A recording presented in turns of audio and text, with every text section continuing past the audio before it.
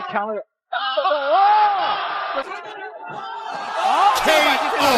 注意看，裁判宣布日本选手获胜之后，他竟然直接撅着嘴巴开始为自己庆祝，手中动作看起来就像是给观众们下刀削面一样，实在是猖狂极了，完全不顾刚输掉比赛后魏宁辉的感受。这个日本选手可是不一般，之所以敢这么猖狂，和他的出身有很大的关系。他就是日本的踢拳冠军宫越庆二郎。由于自己的哥哥是日本搏击界的高管，所以他的职业生涯一帆风顺，更是拿到了数不清的冠军头衔，将整个日本踢拳界给打穿之后，他选择把目标给放到咱们中国拳坛。当然，他的嚣张狂妄也成为了他的标签。在记者发布会上，宫越庆二郎还表示，自己将会在接下来的1年时间里打穿整个中国搏击界。曾经输掉一番战比赛的魏宁辉更是不服气，苦练了好几个月，再一次发起了挑战。赛前也是撂下狠话，如果今天自己输掉比赛，那么将会从此退出中国拳坛。这也足以证明魏宁辉有绝对的实力拿下这场比赛。咱们也是废话不多说，直接来到比赛现场。卷土重来的魏宁辉更是开局就占领了擂台中央，根本没有给日本选手一点反应的时间，直接用重腿开始对其进行压制。这场比赛魏宁辉一定会使出所有力气，就是为了找回自己曾经输掉一番战的面子。日本选手也非常激进，看到魏宁辉如此凶狠，两人的节奏也是加快了不少。高潮，整个比赛应该没有低潮。这个压力太强大了，对于日本选手来讲呢，真的是一时之间不知道应该怎么来应对这么如同烈火洪水一般的进攻，而且他要适应一个正在日益强大的这个小胖。对，一开场的2记标志性的左手的下位摆拳，能够在一番战中打败魏宁辉，足以证明这个日本选手实力不一般。在吃到魏宁辉多次重拳之后，他依然能表现得稳如老狗。两人的出拳速度不仅快，而且威力巨大。但是身为主场作战的魏宁辉，自然在气势上要比对手高一头。短时间内，日本选手也开始用搂抱的方式来组织魏宁辉。这个基础勾拳了。对，如果不做适应性的专门针对性训练，这个位置真的很容易被打到，很难防守。是。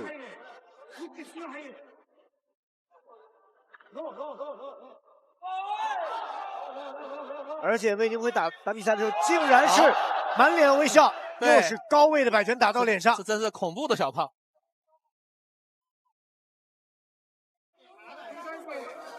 日本选手也在试探的过程中发现魏宁辉的漏洞，所以开始不停的出腿，想要以此来干扰魏宁辉的进攻节奏。不过魏宁辉的催泪重拳可是届届有名，就算步伐被日本选手给干扰，依然能够将自己的重拳抡在日本选手的身上。管你是什么冠军，先挨上一拳再说。重拳直接迎面打在对手脸上，因为小胖现在没有刺拳了，他前手是前手刺摆拳。对，不做试探性进攻，每一拳都要全面到位。躲过对手的重拳，还以颜色，防守到位。好，这一会儿还有10秒钟。但是想击倒这个日本选手，要有耐心。对，这日本选手啊还在还击，而且呢，左右2个直拳还打到了防守拳套里。现在我们来到第2回合，首回合两人比分差距虽然不算大，但是魏宁辉却已经打出了气势，在擂台上就像是用不完的力气一般。第2回合刚开局就直接冲了上去，发了疯的对宫越庆二郎进行追击。当然，日本选手也不是吃干饭的，多少也是打穿了整个日本拳坛的男人。在后撤的途中，他也在不断的找机会对魏宁辉进行防守反击。正蹬，正蹬，而且蓝教也在做拳腿连击，每拳每腿也很重。对，第一局这个比赛虽然打得很爆裂，但是并没有特别大的影响到蓝角。是的，手踹，近身拼拳，所以蓝角确实有一个你讲的应有的力量。是的。哦，你看，连续3个拳，前2拳都是。时间1分1秒过去，魏宁辉也在自己高频率的追击下，体能开始明显下降，甚至打着打着还得找机会喘气。不过魏宁辉也知道这场比赛是他最后的机会，就算体力消耗再明显，他也不能就这么放弃，果断将自己的节奏给放慢，先调整体能状态，再寻找机会。对，而且能发出力来。接腿迎击拳，做高爆头的动作就是骗对方打拳的。魏宁辉的这个拳确实有 KO 对方的能力，但是他也被对方 KO 过。对膝，好，正蹬，可以让，对，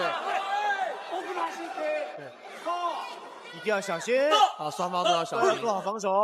啊，双方的气势都很盛大。对，啊，第3个回合体能是很重要。现在我们来到第3回合，不得不说，魏宁辉在这场比赛中打出去的拳头，不说上千，也有几百了。在这么高频率的组合连击下，魏宁辉依然能够坚持住，这也足以证明他的意志力有多强。魏宁辉同时也有着催泪大师的绰号，泪是肋骨的泪。就算魏宁辉的体能消耗再严重，也能在关键时刻打出重拳，给对手造成致命伤害。脚也很危险，蓝角在狙击。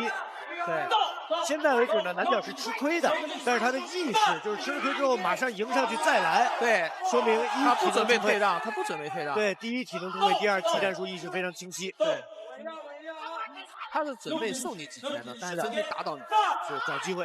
对，两个人都想打 KO。对，我觉得这第3、第4 KO 一个的感觉，看看谁能抓住这个微小的破绽。就是防守的一瞬间的疏忽，对，有机会打他的基础啊。是的，对，他在头部防守。这时候不知道，对魏宁辉的技战术问题，还是他。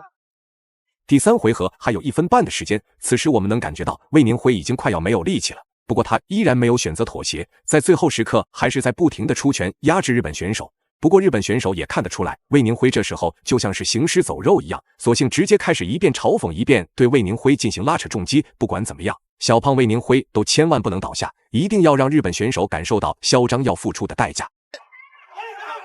手抬高，手抬高，手要拿起来，这个没有防守会非常危险。对。好，这有没有 KO？ 对，就是最终魏宁辉也是成功的拿下了这场比赛。这次复仇也让更多看到了魏宁辉的决心。那么你认为魏宁辉的表现怎么样？欢迎在评论区留言讨论。